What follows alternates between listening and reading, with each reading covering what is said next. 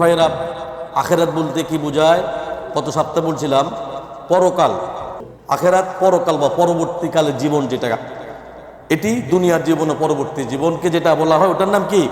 আখেরাত, অনন্ত জীবন, যেখানে মানুষের আমল অনুযায়ী হিসাব নেওয়া হবে এবং চূড়ান্ত গন্তব্য নির্ধারণ করা হবে। এটার নাম কি? কথা বলেন, এটার নাম কি? আখেরাত। আখেরাতের প্রথম ধাপটা কি বলেন? আমাদের মৃত্যুর মাধ্যমে আখেরাতের জীবন কি? যার শুরু আছে, যার শুরু আছে। প্রিয় ভাইরা, আখেরাতের প্রথম ধাপ হচ্ছে মৃত্যু। দুনিয়া থেকে সবাইকে মরে যাওয়া লাগবে। খেয়াল করবেন, দুনিয়া থেকে সবাইকে মরে যাওয়া লাগবে। আপনি চাইলেও আপনি মরে যাবেন, না চাইলেও আপনি মরে যাবেন। কথা বুঝতে পারছেন না? আপনি চাইলেও আপনার মৃত্যু হবে, আপনি না চাইলেও আপনার মৃত্যু। আমার সাথে সাথে কিন্তু উত্তর দিবেন, কথা বলবেন। আপনি চাইলেও দুনিয়াতে থাকতে পারবেন না, আপনি না চাইলেও এই দুনিয়াতে থাকতে পারবেন না। আপনি চাইলেও কবরে যাবেন, আপনি না চাইলেও আপনি কবরে যাবেন। আপনি চাইলেও কিয়ামত হবে, আপনি না চাইলেও কিয়ামত হবে। আপনি চাইলেও আপনি আল্লাহর জমিন ছেড়ে চলে যাবেন, আপনি না চাইলেও আল্লাহর জমিন ছেড়ে আপনি চলে যাবেন। আপনি চাইলেও আপনি বিচারের দিবসের সম্মুখীন হবেন, আপনি না চাইলেও আপনি বিচারের দিবসের সম্মুখীন হবেন। আপনি চাইলেও ফুলসিরাত পার হবেন, আপনি না চাইলেও ফুলসিরাত কি পার হবেন। আপনি চাইলেও আল্লাহর বিচারের সম্মুখীন হবেন, আবার আপনি না চাইলেও কিয়ামতের দিন আল্লাহ পাকের বিচারের সম্মুখীন হবেন।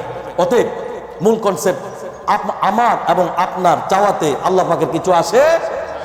কথা বলেন, আমার এবং আপনার চাওয়াতে। আপনি অনেক অর্থের মালিক, অনেক টাকার মালিক, এখানে বোঝা যাচ্ছে যে আমার এবং আপনার চাওয়াতে আল্লাহর কিছু আসে যায় না। প্রিয় ভাইরা, এই দুনিয়া হতে প্রত্যেক প্রাণী আল্লাহর দেওয়া নির্ধারিত সময় শেষ হওয়ার পর আল্লাহর দরবারে চলে যাওয়া লাগবে। আমার কথা বুঝুন তো হবে নাকি? প্রিয় ভাইরা, প্রতিটি মানুষ মৃত্যু আল্লাহ তাআলার কাছ থেকে লিপিবদ্ধ করে নিয়ে আসছে। প্রত্যেকটা মানুষ, যত মাখলুক আল্লাহ পাক সৃষ্টি করছে, প্রত্যেকটা মানুষকে বা প্রত্যেকটা জীব এবং জানোয়ারকে আল্লাহ সৃষ্টিগুলোর যা কিছু আল্লাহ তৈরি করছেন, বানাইছেন, যত মাখলুক আছে, অসংখ্য মাখলুক যে আল্লাহ পাকের আছে, প্রত্যেকটা মাখলুককে মৃত্যুর স্বাদ গ্রহণ করা, কথা বলে না, মৃত্যুর স্বাদ গ্রহণ করা লাগবে। মৃত্যুর দিন, তারিখ, সময় সব নির্ধারিত। সব কি বলেন? নির্ধারিত। নির্দিষ্ট সময়ের পূর্বে কোনো প্রাণীর মৃত্যু হবে না। নির্দিষ্ট একটা সময় থাকে যে আপনি কতদিন বাঁচবেন, কতকাল থাকবেন, কতক্ষণ আল্লাহ নিঃশ্বাস নেবেন, কতকাল আপনি আল্লাহ জমিনে থাকবেন, কোন কাজটা আপনি করবেন, কোথায় যাবেন, কোথায় আপনার মৃত্যু হবে, কি খাবেন, কার সাথে সংসার, কে আপনার স্ত্রী হবে, কতজন সন্তান হবে, সমস্ত কিছু লিপিবদ্ধ করা আছে। কার কাছে বলেন? আল্লাহর কাছে। প্রিয় ভাইয়েরা, আল্লাহ পাকের নির্দিষ্ট সময় ব্যতীত আপনার কোনোদিন মৃত্যু হবে না। আবার নির্দিষ্ট সময়ের পরে, যখন আল্লাহর যে নির্ধারিত টাইম আছে, ওই সময়ের পরে আপনি 1 মিনিট আল্লাহ জমিনে থাকতে পারবেন না। Dear audience, we know everybody have to go to form in the world. Nobody doesn't stay in this world because this is temporary. This is কি? Temporary. Man is mortal. This is true and universal truth. আমাদেরকে মরে যাওয়া লাগবে, চলে যাওয়া লাগবে। আমরা এখানে কেউ থাকতে আসি না। কি বুঝতে পারছেন না আমার কথা? প্রিয় ভাইয়েরা, দুনিয়া যদি জিত যান তাও আপনি মরে যাবেন, দুনিয়া যদি আপনি হেরে যান তাও আপনি মরে যাবেন। প্রিয় ভাইয়েরা, দুনিয়া যদি আপনি 1000 কোটি টাকার মালিক হন, সারা দুনিয়ার প্রেসিডেন্ট যদি আল্লাহ আপনাকে বানায়া দেন, তাও আপনি মরে যাবেন। আবার দুনিয়া কোনো কিছু যদি আপনার না থাকে, তাও আপনি মরে যাবেন। কার কথা? আল্লাহর কথা। এই জন্য আমি বলি, 50-60 বছর জীবন তোমার, 70-80 বছরের জীবন সুদ, ঘুষ, মিথ্যা, চুরি, ডাকাতি, ওজনে কম দেওয়া, মানুষের ক্ষতি করা, মানুষের পিছনে বদনাম করা এবং মজলুমের উপর অত্যাচার করা, এই গাছগুলি থেকে আমরা করলেও আপনি মরে যাবেন, না করলেও, কথা বুঝতে পারেন, এই যে কাজগুলি আপনি করতেছেন, এর মাঝে কিন্তু আপনি করলেও আপনি মরে যাবেন, না করলেও আপনি মরে যাবেন। প্রিয় ভাইয়েরা, দুনিয়ার সফল ব্যক্তিরা মরে যাবেন, আর এই জমিনের যারা ব্যর্থ ব্যক্তি তারাও মরে যাবে। দুনিয়ার ইমানদার ব্যক্তিরা মরে যাবেন, দুনিয়ার বেঈমান যারা, তারাও দুনিয়া ছেড়ে চলে যাবে। কি বুঝতে পারছেন না? প্রিয় ভাইয়েরা, একজন মুমিনও দুনিয়া ছেড়ে চলে যাবে, আবার একজন কাফের মুশরিকও আল্লাহর জমিন ছেড়ে চলে যাবে। কার কথা? আল্লাহর কথা। সৃষ্টিকুলের প্রত্যেককে মৃত্যু স্বাদ গ্রহণ করতে হবে। প্রথম পয়েন্ট, আমাদের প্রথম পয়েন্ট গেল যে আপনি চাইলেও মরে যাবেন, হাজির না চাইলেও আপনি মরে যাবেন। দ্বিতীয় পয়েন্ট হলো আল্লাহ সৃষ্টিকুলের যা কিছু আছে সমস্ত কিছুকে, সমস্ত মাখলুককে মরে যাওয়া লাগবে। কার কথা? আল্লাহর কথা। দ্বিতীয় পয়েন্ট, এটা হলো দ্বিতীয় পয়েন্ট। প্রিয় ভাইয়েরা, সূরা আম্বিয়ার 45 নম্বর আয়াতে আল্লাহ পাক বলছেন, কুল্লু নাফসিন যায়িকাতুল মাউত। জীবন মাত্রই বান্দারে বান্দা মৃত্যু স্বাদ গ্রহণ করা লাগবে। কার কথা? আয়াতে পরবর্তী অংশ আল্লাহ পাক বলছেন, ওয়ানাবলুকুম বিশ-শাররি ওয়াল খায়রি ফিতনা। আল্লাহ কয়, আমি পরীক্ষা করার জন্য তোমাদেরকে মন্দ এবং ভালোতে আমি আল্লাহ লিপ্ত করি। সুবহানাল্লাহ। কোন আয়াত কিন্তু খেয়াল করবেন, কিন্তু আয়াতের শেষের অংশে আল্লাহ পাক বলছেন, ওয়া ইলাইনা তুরজাউন। আল্লাহ কয়, এবং তোমাদের সকলকে বান্দারে বান্দা, দুনিয়া যদি তুমি সমস্ত সম্পদের মালিক হও, আল্লাহ কয় তারপর আমি তোমাদেরকে আমার কাছে ফিরিয়ে আনবো। সুবহানাল্লাহ। বুঝা যাচ্ছে? সবাইকে মরে যাওয়া লাগবে। আয়াতের মূল কনসেপ্ট এটা। কথা বুঝতে পারছেন না? This is true and universal truth. প্রিয় ভাইয়েরা, অতএব এই জমিনের মধ্যে আমরা কেউ থাকতে পারবো না। সূরা আল ইমরানের 185 নম্বর আয়াতে আল্লাহ পাক বলছেন, কুল্লু নাফসিন যায়িকাতুল মাউত। আল্লাহ কয় প্রত্যেক প্রাণীকে মৃত্যু স্বাদ গ্রহণ করতে হবে। সুবহানাল্লাহ। Everyone have to test of death. সবাইকে মৃত্যু স্বাদ গ্রহণ করতে হবে। কথা আল্লাহর কথা। প্রিয় ভাইয়েরা, আয়াতের পরবর্তী অংশে আল্লাহ পাক বলছেন, ওয়া ইন্নামা তুওয়াফুনা উজুরাকুম ইয়াউমাল কিয়ামাহ। আল্লাহ কয় বান্দারে বান্দা, এবং তোমাদের সকলকে তোমাদের কর্মের পুরোপুরি প্রতিদান আমি আল্লাহ রাব্বুল আলামিন কিয়ামতের দিন দেওয়া হবে। সুবহানাল্লাহ। দুনিয়ার জীবনটা তুমি সমস্ত প্রতিদান, দুনিয়াতে তুমি যা করেছ, খারাপ করেছ, ভালো করেছ, মন্দ করেছ, নেক কাজ করেছ, অন্যায় করেছ, অপরাধ করেছ, গুনাহ করেছ, যা কিছু করেছ, আল্লাহ রাব্বুল আলামিন কিয়ামতের দিন তোমাকে সমস্ত প্রতিদান আল্লাহ রাব্বুল আলামিন প্রদান করবে। সুবহানাল্লাহ। প্রিয় ভাইয়েরা, আয়াতের তৃতীয় অংশে আল্লাহ পাক বলছেন, ফামান যুহজিজা আনিন নার। অতঃপর যাকে জাহান্নাম থেকে দূরে সরিয়ে, অতঃপর যাকে জাহান্নাম থেকে দূরে সরিয়ে দেওয়া হবে, তাহলে কি হবে? ওয়া উদখিলাল জান্নাতা ফাকাদ ফাজ। আল্লাহ কয় প্রবেশ করিয়ে দেওয়া হবে ওই জান্নাতে সেই প্রকৃত অর্থে একমাত্র সফল ব্যক্তি। সুবহানাল্লাহ।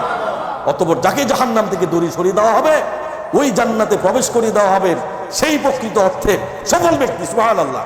কার কথা? আল্লাহর কথা। প্রিয় ভাইয়েরা, সেদিন বিচারের দিন জাহান্নাম থেকে যে মুক্ত পেয়ে যাবে সে হলো আল্লাহর জমিনে সবচাইতে বড় সফল ব্যক্তি। সুবহানাল্লাহ। আয়াতের শেষের অংশে আল্লাহ রাব্বুল আলামিন বলছেন, ওয়ামাল হায়াতুদ দুনিয়া ইল্লা মাতাউল গুরুর। আল্লাহ কয়, আর যারা জান্নাতের বিপরীত পার্থিব জীবন তো প্রতারণা উপকরণ ছাড়া আর কিছুই হবে না। প্রিয় ভাইয়েরা, আমাদের দুনিয়ার জীবনটা একমাত্র প্রতারণা, একমাত্র ধোঁকা ছাড়া আর কোনো কিছুই না। আল্লাহু আকবার। প্রিয় ভাইয়েরা, সেদিন তো আপনি যদি সফল হয়ে যান, তাহলে আপনি দুনিয়ার মধ্যে এবং আখিরাতের মধ্যে সবচাইতে বড় সফল ব্যক্তি। সুবহানাল্লাহ। এই জন্য আমি বলি, দুনিয়ার সফলতা সফলতা নয়, আখিরাতের সফলতা আপনার জীবনের সবচাইতে বড় সফলতা। সুবহানাল্লাহ। প্রিয় ভাইয়েরা, রাসূলুল্লাহ সাল্লাল্লাহু আলাইহি ওয়াসাল্লাম বলেন, আনা আব্দুল্লাহ ইবনে আমর রাদিয়াল্লাহু তাআলা আন ক্বালা রাজুল ইয়া নবী সাল্লাল্লাহু আলাইহি ওয়াসাল্লাম। হযরত আব্দুল্লাহ ইবনে ওমর রাদিয়াল্লাহু তাআলা বর্ণিত, তিনি বলেন, এক ব্যক্তি বলল, হে আল্লাহর নবী সাল্লাল্লাহু আলাইহি সাল্লাম, লোকদের মধ্যে অধিক বুদ্ধিমান, জ্ঞানী ব্যক্তি এবং সতর্ক ব্যক্তি কে? আল্লাহর নবী, মানুষের মধ্যে সবচেয়ে জ্ঞানী ব্যক্তি, সতর্ক ব্যক্তি কে? সাহাবীরা জিজ্ঞেস করতেছে। কে জিজ্ঞেস করতেছে? সাহাবীরা। উত্তরে রাসূলুল্লাহ সাল্লাল্লাহু আলাইহি সাল্লাম বললেন, মানুষের মধ্যে যে মৃত্যুকে সবচেয়ে বেশি স্মরণ করে এবং উহার জন্য সবচাইতে বেশি প্রস্তুতি গ্রহণ করে, তারাই হচ্ছে প্রকৃত বুদ্ধিমান এবং সবচাইতে শ্রেষ্ঠ ব্যক্তি। সুবহানাল্লাহ। যে ব্যক্তি ক্ষণে ক্ষণে মৃত্যুর কথা স্মরণ করে, যে ব্যক্তি ক্ষণে ক্ষণে যে আমি মরে যাব, আমি চলে যাওয়া লাগবে, ওই ব্যক্তি হলো সবচেয়ে কি উত্তম ব্যক্তি। কার কথা? রাসূলুল্লাহ সাল্লাল্লাহু আলাইহি সাল্লাম হাদিসের মধ্যে বলছে। প্রিয় ভাইয়েরা, তার এই দুনিয়ার সম্মান এবং পরকালের মর্যাদা আল্লাহ রাব্বুল আলামিন উভয়টাই তারা লাভ করবে। আল্লাহ সবচেয়ে মর্যাদাবান ওই ব্যক্তি, যে ব্যক্তি দুনিয়া থাকার তো অবস্থায় আল্লাহর জান্নাতের সার্টিফিকেট অর্জন করতে পারছে। সুবহানাল্লাহ। প্রিয় ভাইয়েরা, রাসূলুল্লাহ সাল্লাল্লাহু আলাইহি সাল্লাম আরো বলেন, আমি রাসূলুল্লাহ সাল্লাল্লাহু আলাইহি সাল্লামকে ওফাতের দিন পূর্বে বলতে শুনেছি, তোমাদের কেউ যেন আল্লাহর প্রতি ধারণা না করে আমার যাতে মৃত্যু না হয়। এই কথা তুমি ধারণা করতে পারবে তা আমার মৃত্যু না হয়। প্রিয় ভাইয়েরা, রাসূলুল্লাহ সাল্লাল্লাহু আলাইহি সাল্লাম আরো বলেছেন, দুনিয়ার সুখ সম্পদ স্বাদ ধ্বংসকারী, মৃত্যুকে খুব বেশি স্মরণ করিয়ে দেয়। দুনিয়ার যত কিছু তুমি করো, সমস্ত কিছু বাদ দিয়ে বেশি বেশি তুমি কিসের কথা স্মরণ করো? মৃত্যুর কথা স্মরণ করো। প্রিয় ভাইয়েরা, তৃতীয় হাদিসে রাসূলুল্লাহ সাল্লাল্লাহু আলাইহি সাল্লাম বলেছেন, তোমাদের মৃত ব্যক্তিদের সৎ কাজগুলো বারবার তোমরা বলতে থাকো এবং খারাপ কাজগুলো তোমরা বারবার বলতে থেকো না। খারাপ কাজগুলো তোমরা বলো না, বারবার ওনার সৎগুণগুলো বলতে থাকো। আল্লাহু আকবার। কার কথা? রাসূলুল্লাহ সাল্লাল্লাহু আলাইহি সাল্লাম কথা। প্রিয় ভাইয়েরা, সূরা জুমার 30 নম্বর আয়াতে আল্লাহ পাক বলছেন, ইন্নাকা মাইয়িতুন ওয়া ইন্নাহুম মাইয়িতুন। আল্লাহ গো নবী হে রাসূল, নিশ্চয়ই আপনি মরণশীল এবং তারাও সবাই আল্লাহ জমিনে যারা থাকবে প্রত্যেকটা মানুষ মরণশীল। সুবহানাল্লাহ। তৃতীয় পয়েন্ট, যেখানে যার মৃত্যু হবে নির্ধারণ করা হয়েছে সে সেখানেই মারা যাবে। কার কথা? আল্লাহর কথা। ডিয়ার অডিয়েন্স, আপনি পৃথিবীর যেখানে থাকেন না কেন মৃত্যু আপনাকে গ্রাস করবেই। আপনি পৃথিবীর যেখানে থাকেন না কেন মৃত্যু আপনাকে গ্রাস করবেই। আপনি আকাশে থাকলেও মৃত্যু হবে, জমিনে থাকলেও মৃত্যু হবে। যদি আপনি মঙ্গল গ্রহ থাকেন তা আপনার মৃত্যু হবে। সমুদ্রের তল দেশে, ওই যে সমুদ্রের তলে কি থাকে জানি? সাবমেরিন। ওই সাবমেরিনের ভিতরে থাকলে কি হবে? আপনার মৃত্যু হবে। অতএব পৃথিবী থেকে পালিয়ে মৃত্যু থেকে বাঁচার কোনো কি নাই, রাস্তা নাই।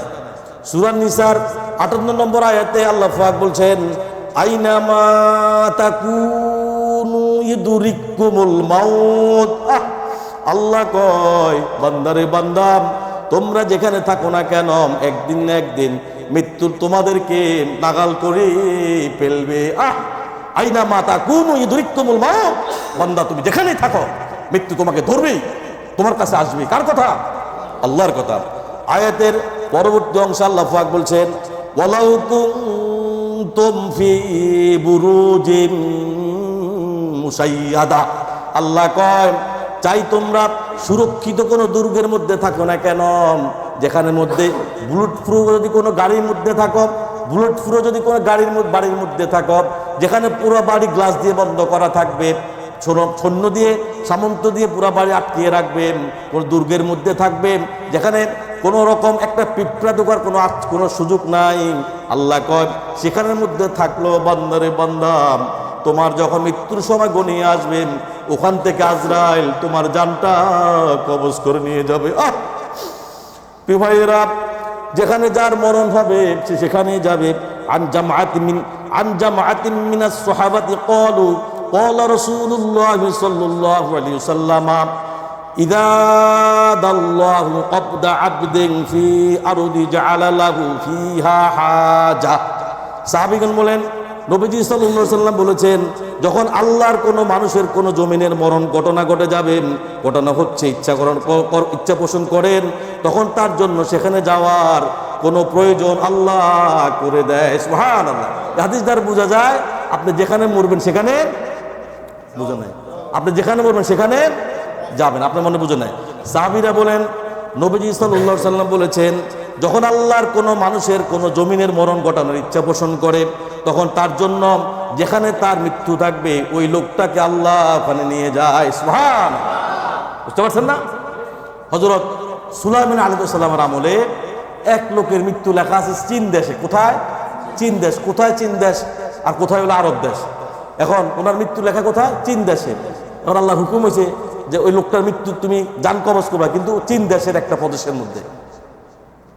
আজরাইল আলাইহিস সালাম বললেন, ইয়া আল্লাহ, আপনি তো আমার আদেশ করছেন চীন দেশের মধ্যে ওই লোকটাকে জান কবজ করার জন্য, কিন্তু ওই লোকটা আছে আরব প্রদেশের মধ্যে। এখন আমি কেমনে কি করব? আল্লাহ কয়, তুমি দূর থেকে তোমার একটুখানি নমুনা ওই লোকটাকে দেখিয়ে দাও, তারপরে দেখো না তুমি কি ঘটে। সাথে সাথে আজরাইল আলাইহিস সালাম একটুখানি নমুনা দেখিয়ে দিল। লোকটা এমন ভয় পাইছে, তিনি সুলাইমান আলাইহিস সালামকে বলে, নবী গো, আপনার কাছে কোনো চাওয়া পাওয়ার নাই, আপনি একটু কষ্ট করে আপনার যে তক্তি আছে, আপনি যে সিংহাসন উড়ন্ত বিমান আছে, এটা দিয়ে আপনি আমাকে আরব দেশের যে কোনো একটা স্থানের মধ্যে প্রদেশের মধ্যে নিয়ে যান। সুলাইমান সাল্লাম বললেন, ঠিক আছে চলো। ওই লোকটাকে তক্তির মধ্যে উঠলো, সিংহাসনের মধ্যে উঠলো, উড়ন্ত সিংহাসন চলে আসলো মুহূর্তের মধ্যে আরব এক প্রদেশের মধ্যে। ওখান থেকে নামলো, নামার সাথে সাথে আজরাইল আলাইহিস সালাম এসে তার জানটা কবজ করে ফেললো। আল্লাহু আকবার। তার প্রমাণ কি প্রিয় ভাইয়েরা? অনেক প্রবাসী ভাই প্রবাসের থেকে বিদেশ থেকে বাড়ি যাওয়ার সময় এয়ারপোর্ট মধ্যে নিহত হয়, এয়ারপোর্টের মধ্যে ইন্তেকাল করেন। অনেক প্রবাসী ভাই বাংলার জমিনে চলে গেছে, ওখান থেকে বের হয়ে যাওয়ার মতো, বাড়ি যাওয়ার মতো ক্ষমতা থাকে না, ওখানের মধ্যে লোকটা ইন্তেকাল করে। আল্লাহু আকবার। প্রিয় ভাইয়েরা, এই জন্য সর্বদা মৃত্যুর জন্য আমরা অপেক্ষা থাকা। আন আব্দুল্লাহ ইবনে উমর রাদিয়াল্লাহু তাআলা আন, হযরত আব্দুল্লাহ ইবনে উমর রাদিয়াল্লাহু তাআলা বলেন, তিনি বলেন, যখন সন্ধ্যা অবস্থান করছে তিনি বলেন, রাসূলুল্লাহ সাল্লাল্লাহু আলাইহি সাল্লাম বলছেন, ও আমার উম্মতেরা তোমরা শুনো, যখন সন্ধ্যা অবস্থান করছ তখন আর সকালের জন্য অপেক্ষা করো না। খুব দামি কথা। নবীজি বলছেন, যখন সন্ধ্যা হয়ে যাবে তুমি আর সকালে অপেক্ষা করবা না, মনে রাখবা এই রাত, এই সন্ধ্যাটা তোমার জীবনের শেষ রাত। আল্লাহু আকবার। আর যখন সকালে অবস্থান করবা সন্ধ্যার জন্য কোনোদিন অপেক্ষা করবা না। প্রিয় ভাইয়েরা, তোমার সুস্থতার মধ্যে হতে কিছু সময় অসুস্থতার জন্য রেখে দাও, এবং তোমার জীবদ্দশায় মৃত্যুর জন্য তুমি সব সময় প্রস্তুতি হয়ে থাকো। সুবহানাল্লাহ। চতুর্থ পয়েন্ট, ডিয়ার অডিয়েন্স, মৃত্যুর যন্ত্রণা একমাত্র মৃত্যু ব্যক্তি ছাড়া আর কেউ অনুভব করতে পারে না। আমাদের চতুর্থ পয়েন্টে কি? মৃত্যুর যন্ত্রণা। কি পয়েন্ট? মৃত্যুর যন্ত্রণা। প্রিয় ভাইয়েরা, মৃত্যুর যন্ত্রণা আরবিতে বলা সাকরাতুল মাউত। কি বলা হয়? সাকরাতুল মাউত। এর অর্থ হলো মৃত্যুর নেশা অথবা মৃত্যুর বেদনা। ডিয়ার অডিয়েন্স, বলা হচ্ছে যে জীবন্ত একটা পশুর চামড়া শরীর থেকে খুলে ফেললে যত না কষ্ট হয়, তার চাইতে বেশি কষ্ট হয় একজন মৃত ব্যক্তি। আল্লাহু আকবার। ভাইয়েরা, একটা জীবন্ত পশুর চামড়া শরীর থেকে যদি আপনি খুলে ফেলেন, যতটুকু কষ্ট হয়, যতটুকু কষ্ট না হয়, তার চাইতে বেশি কষ্ট হয় একটা জীবন্ত মানুষের তার শরীর থেকে তার জানটা বেরিয়ে যাওয়া। আল্লাহু আকবার। প্রিয় ভাইয়েরা, সহ্য করার মতো শক্তি আল্লাহর জমিনের কোনো মানুষের নাই। কোনো মানুষের সহ্য করা কি নাই? শক্তি নাই। সূরা কফের 19 নম্বর আয়াতে আল্লাহ পাক বলছেন, ওয়াজাআত সাকরাতুল মাউতি বিল হক। আল্লাহ কয়, বান্দারে বান্দা, মৃত্যুর যন্ত্রণা, এই পৃথিবীর মানুষেরা তোমরা শুনো, মৃত্যুর যন্ত্রণা অবশ্যই আসবে। কার কথা? আল্লাহর কথা। আয়াতের পরবর্তী অংশে আল্লাহ পাক বলছেন, যালিকা মা কুনতা মিনহু তাহিদ। আল্লাহ কয়, এটাই সেই জিনিস যা থেকে তুমি বারবার পলায়ন করতা, যে থেকে তুমি বারবার মৃত্যু যন্ত্রণা আসবেই, তুমি বারবার মৃত্যু থেকে পলিয়ে যেতে, কিন্তু পালাবার কি নাই, কোনো সুযোগ নাই। পঞ্চম পয়েন্ট, মৃত্যুর পূর্ব মুহূর্তে আত্মার কথোপকথন। মানুষ যখন মরে যায় তার আগে কি আপনার রুহটা কি কিছু কথাবার্তা বলে? এখন শুনুন কি বলেন। প্রিয় ভাইয়েরা, মৃত্যুর ফেরেশতারা যখন কারো জান কবজ করতে আসেন, হযরত আজরাইল আলাইহিস সালাম যখন আপনার জানটা কবজ করতে আসবেন, তখন মুমিন বান্দার আত্মা তাকে বলে, হে আজরাইল, আমি আল্লাহ পাকের নির্দেশ ব্যতীত তোমার অনুগত আমি হব না। আমি কোনো মতে আমার জান কবজ করতে দেব না।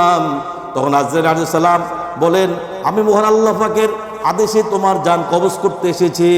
আত্মা তখন বলবে, তুমি যদি তোমার কথা সত্য হও তাহলে তুমি আমাকে কিছু প্রমাণ দেখাও, কারণ আল্লাহ পাক যখন আমাকে আমার এই রূহটা যখন সৃষ্টি করেছেন তখন আমি তো সেখানে তোমাকে দেখি নাই। প্রিয় ভাইয়েরা, তখন মালাকুল মাউত হযরত জিবরাইল আলাইহিস সালাম আল্লাহ তাআলার নিকটে সব কথা আরজ করবেন যে, আল্লাহ, তোমার এই বান্দা বলতেছে তার জান কবজ করা যাবে না, কারণ তুমি যখন তাকে সৃষ্টি করেছো আমি তাকে দেখি নাই।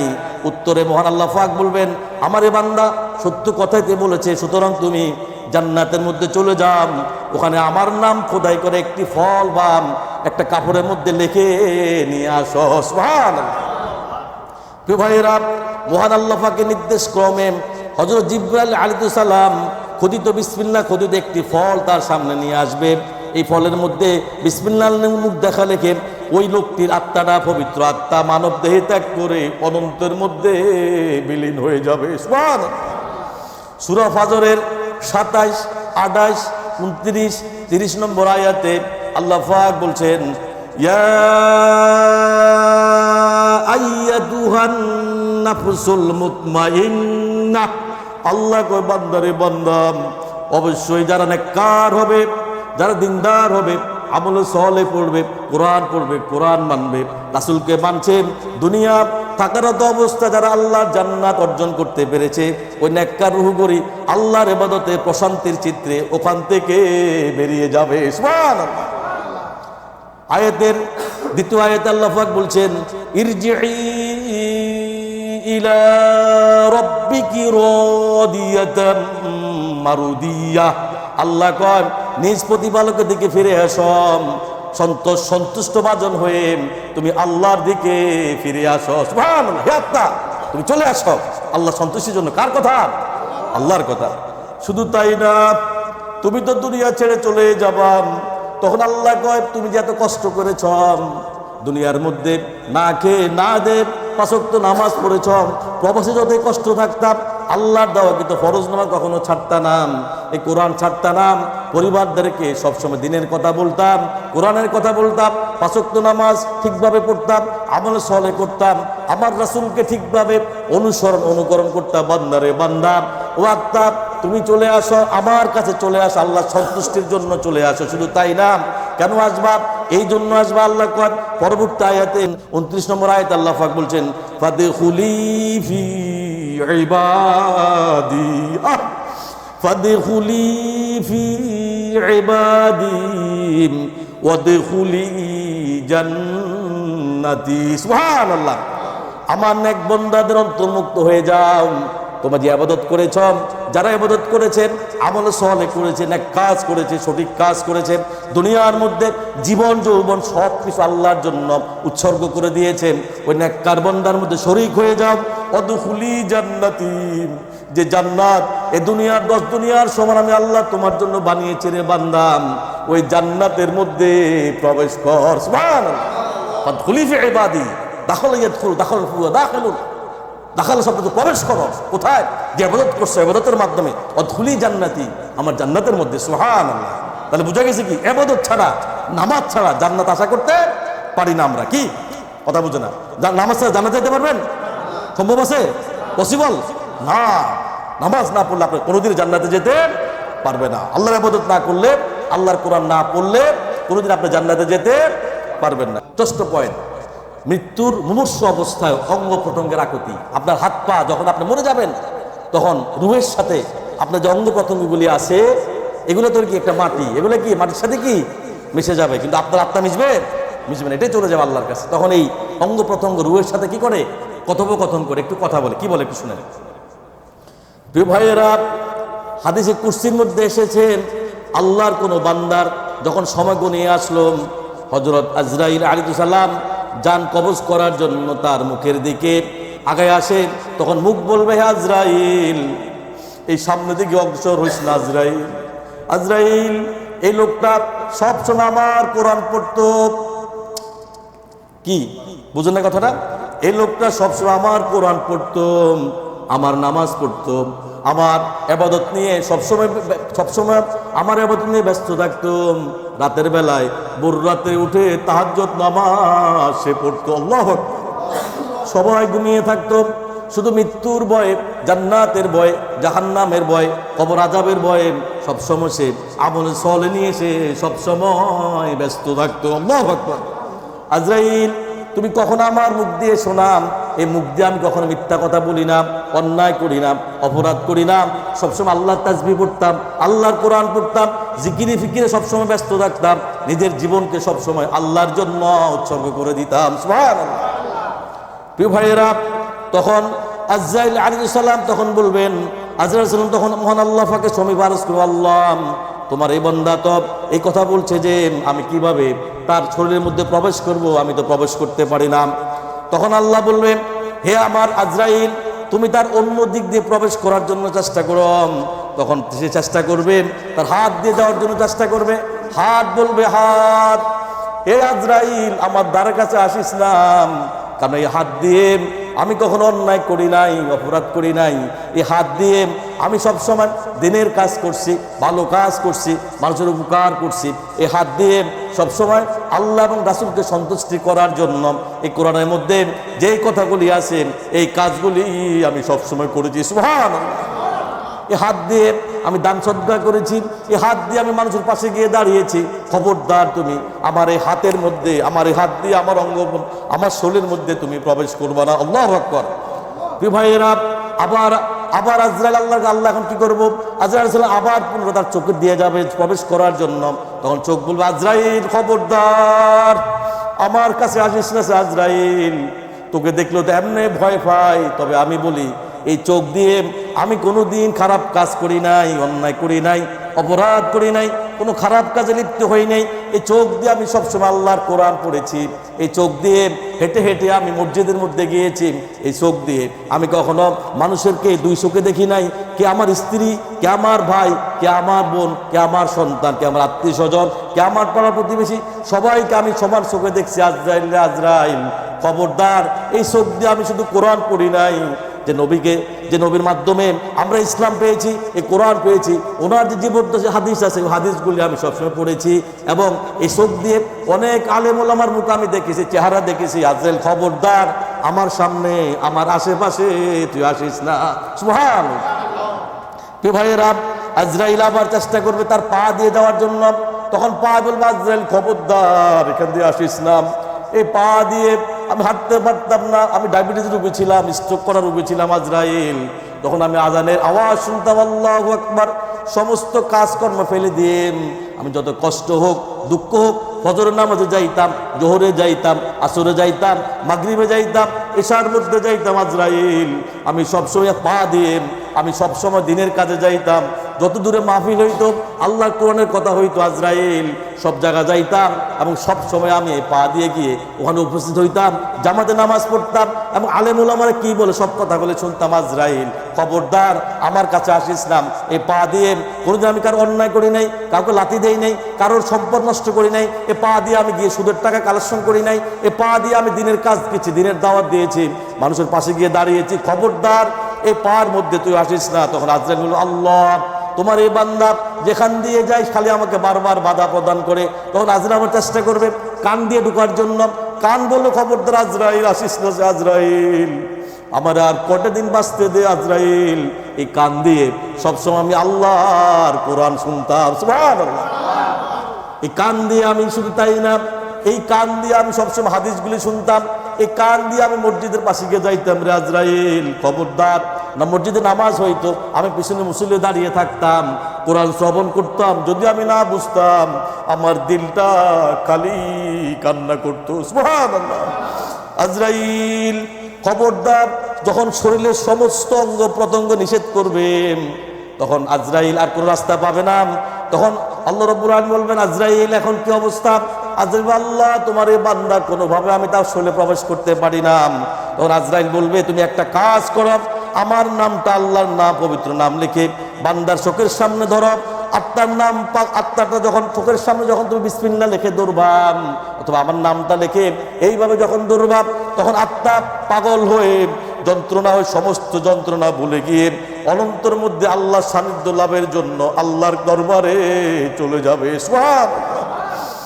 যার অন্তরে আল্লাহ তাআলার কিঞ্চিত পরিমাণ ভয় আছে, তার জন্য কোনো রকমের ভয় নাই। কি নাই? ভয় নাই। প্রিয় ভাইয়েরা, এইভাবে করে প্রত্যেকটা মানুষকে আল্লাহর জমিন ছেড়ে চলে যাওয়া লাগবে।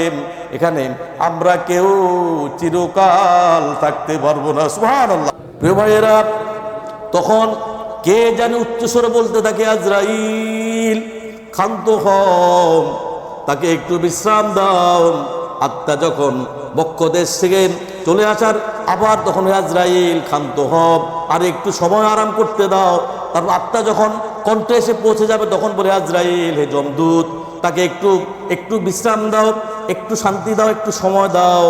জীবন সঙ্গিনী অঙ্গ প্রত্যঙ্গ যারা আছেন তাদেরকে এত কষ্ট দিয়ে তার জানটা তুমি শরীর থেকে বের করে নিও না। আল্লাহু আকবার।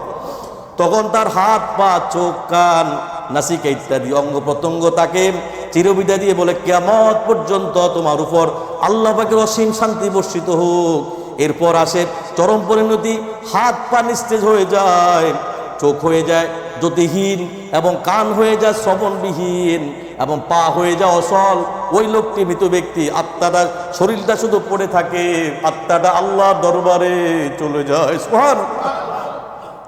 সূরা তাহার 55 নম্বর আয়াতে আল্লাহ পাক বলছেন, মিনহা খলাকনাকুম ওয়া ফিহা নুঈদুকুম ওয়া মিনহা নুখরিজুকুম তারাতান উখরা। আল্লাহ কয়, আমি তোমাদেরকে মাটি হতে সৃষ্টি করেছি, এর মধ্যে তোমাদেরকে আমি ফিরিয়ে নিব, এবং তোমাদেরকে পুনরায় আমি আল্লাহ রাব্বুল আলামিন এর মধ্যে থেকে তোমাকে আমি আল্লাহ বের করে নিয়ে আসবো। সুবহানাল্লাহ। সপ্তম পয়েন্ট একটু শুনেন প্রিয় ভাইয়েরা। সপ্তম পয়েন্ট, আত্মার কন্দন। আত্মার কি? আত্মা বা অন্তরের কন্দন, মানে এটি দিলটা যে কাঁদে। একটু শুনেন প্রিয় ভাইয়েরা, হাদিসে কুরসির মধ্যে এসেছে, মানুষের আত্মা বা অন্তর যখন দেহের কাঠামোতে বিচ্ছিন্ন হয়ে যখন বিচ্ছিন্ন হয়ে যায়, তখন কে জানে জিজ্ঞেস করে, হে মানুষ, হে আমার অদম বান্দা, একটু শুনো, তুমি দুনিয়া ছেড়ে এসেছ নাকি দুনিয়া তোমাকে ত্যাগ করেছে? একটু খেয়াল করেন, তুমি কি দুনিয়া ছেড়ে এসেছ নাকি দুনিয়া তোমাকে ত্যাগ করেছে? তুমি কি দুনিয়া অর্জন করেছিলে না দুনিয়া তোমাকে বশীভূত করেছিল? তুমি আল্লাহকে ভুলে দুনিয়াদারি হয়েছিলে নাকি দুনিয়া তোমাকে আয়ত্ত করে সম্পদের মালিক তুমি হয়েছিলে? আল্লাহু আকবার। গোসলের সময় আবার বলে, হে আদম সন্তান, তোমার যে শক্তিশালী দেহ এখন কোথায়? এই দেহ দিয়ে বহুত মানুষের ক্ষতি করেছ, এ হাত দিয়ে বহুত মানুষের ক্ষতি করেছ, এ পা দিয়ে বহুত অন্যায় করেছ, অপরাধ করেছ, খারাপ কাজ করেছ। এই শরীরের শক্তি দিয়ে এলাকার মধ্যে তোমার শরীরের শক্তির গরমে মানুষ বাঁচতে পারতো না। আজকে তোমার সেই শক্তি কোথায় চলে গেল? আল্লাহু আকবার। প্রিয় ভাইরা, কে তোমাকে দুর্বল করে ফেলেছে? জিজ্ঞেস করতে হচ্ছে, কে তোমাকে এত দুর্বল করে ফেলেছে? তোমার বাকশক্তি নাই। তোমার বাকশক্তি নাই কেন? কথা বলতে পারো না? কোথায় তোমার শ্রবণ শক্তি? কোথায় তোমার কান দুটি শুনতে পাও না? তোমার পরিবার গর্ব, আত্মীয় স্বজন এবং বন্ধু বান্ধব থেকে কে তোমাকে বিচ্ছিন্ন করেছে? আল্লাহু আকবার। প্রিয় ভাইয়েরা, যখন মৃত ব্যক্তিকে কাফন পরানো হয় তখন ওই সময় আবার কে জানে ডেকে বলে, ও আমার আদম সন্তান, তুমি যদি বেহেশতি হও তাহলে তুমি কতই না সৌভাগ্যবান, আর যদি তুমি জাহান্নামী হয়ে যাও তাহলে তুমিও কত না দুর্ভাগ্যবান। বোন, আল্লাহ পাক যদি তোমার প্রতি সন্তুষ্ট থাকেন তাহলে কত না উত্তম, আর যদি অসন্তুষ্ট থাকেন তাহলে তোমার পরিণাম খুবই ভয়াবহ হবে। কার কথা? আল্লাহর কথা। এখন তুমি দুর্গম রুস্তমের মধ্যে পাড়ি দিচ্ছ, যেখানের মধ্যে যাওয়া যায় কোনোদিন আসা যায় না। এমন কবরের মধ্যে যাইবারে বান্দান, যেখানে যাদের জন্য জীবন যৌবন সব উৎসর্গ করে দিয়েছ, সেই বাবা, সেই মা, সেই স্ত্রী, সেই সন্তান, সে ভাই, সেই বোন, কেউ তোমার সাথে পাড়ি জমাবে না। সুবহানাল্লাহ। এমন জায়গা বান্দা, গুমজাবি বান্দা, এমন গুমজাবি বান্দা চিরকালের জন্য, এমন গুমজাবি বান্দা ওখান থেকে কোনোদিন ফিরে আসবি না রে বান্দা। প্রিয় ভাইয়েরা, তুমি তোমার আরামদায়ক স্থান ছেড়ে এত সুন্দর প্রবাসে থেকে বাড়ি বানিয়েছো, গাড়ি করেছো, অর্থ সম্পদ ইনকাম করেছো, সেই বাড়ি ঘর ফেলে তুমি কোথায় চলে যাচ্ছ? আল্লাহু আকবার। তো ভাইয়েরা, খাটের উপরে যখন তাকে রাখা হয় তখন কে জানি বলে, হে আদম সন্তান, তোমার কার্যকলাপ যদি সৎ হয়ে থাকে তাহলে তোমার জন্য সুখবর, আর তোমার কার্যকলাপ যদি অসৎ হয়ে থাকে তাহলে তোমার জন্য দুঃসংবাদ। আল্লাহু আকবার। অন্যথা তুমি বড়ই না দুর্ভাগ্য। জানাজার জন্য খাটের সামনে রাখা হলে কে জানি বলে, হে আদম সন্তান, জীবিত অতিবাহিত করে থাকা তাহলে তোমার জন্য কতই না দুঃসংবাদ। আর যদি তুমি ভালো হও, জান্নাতের সার্টিফিকেট পেয়ে যাও, তাহলে আজকের দিনটা তোমার জন্য সুসংবাদ। সুবহানাল্লাহ। আর যদি অন্যায়ভাবে জীবিকা অর্জন করেছ, জীবিকা অর্জন করেছ, মানুষের ক্ষতি করেছ, পরের হক নষ্ট করেছ, আমলে সলে করে না, কাজ করে নাই, তাহলে তোমার জন্য আজকে না কতই না ভয়ঙ্কর দিন। আল্লাহু আকবার। প্রিয় ভাইয়েরা, কবরের পাশে খাট রাখা হলে কবর তিনবার ডেকে বলে, হে আদম সন্তান, তোমার জীবদ্দশা তুমি আমার বুকের উপর আনন্দ উদ্দীপনার জীবন অতিবাহিত করেছ, আজ কেন কাঁদতে কাঁদতে আমার ভিতরে কেন প্রবেশ করো? সুবহানাল্লাহ। আল্লাহ আমাদেরকে সবচেয়ে ওই সময় প্রিয় ভাইয়েরা, আপনার যে কথাগুলি বলেন, যে কথোপকথন বলেন, এই কথাগুলি একমাত্র আল্লাহ ছাড়া আপনার এই কথাগুলি কেউ শুনে না। আল্লাহু আকবার। শুধু তাই না প্রিয় ভাইয়েরা, ওই সময় আপনি অনেক কিছু বলতে চান কিন্তু আপনি বলতে পারবেন না। যদি কোনো কথা বলতে চান আপনার মুখ দিয়ে আসবে না। প্রিয় ভাইয়েরা, তখন আল্লাহ পাক আপনার মাঝে সবচাইতে আল্লাহ আপনার নিকটে। সুবহানাল্লাহ।